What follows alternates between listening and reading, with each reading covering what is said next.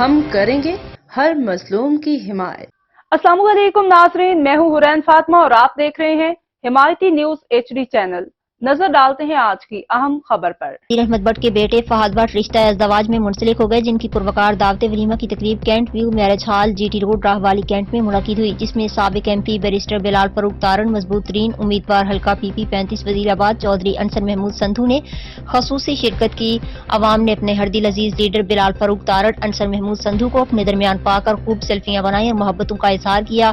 اس موقع پر ان کے ساتھ فیضان بٹ، ایڈوکیٹ ملک ناصر یعقوب بٹ، ملک عمر بٹ اٹلی والے، عامر اعجاز بٹ، محمد سفیان بٹ، ملک معاذ بٹ، ملک عثمان ناصر، شہزاد بٹ، محمد حنیف بٹ، سابق ممبر واجد حسین کھوکھر، احسان اللہ گکھڑ، عمران چیمہ، احمد چھٹا، ابوبکر بٹ اور معززین، سیاسی سماجی شخصیات، دوست احباب اور رشتہ داروں نے بھرپور شرکت کی۔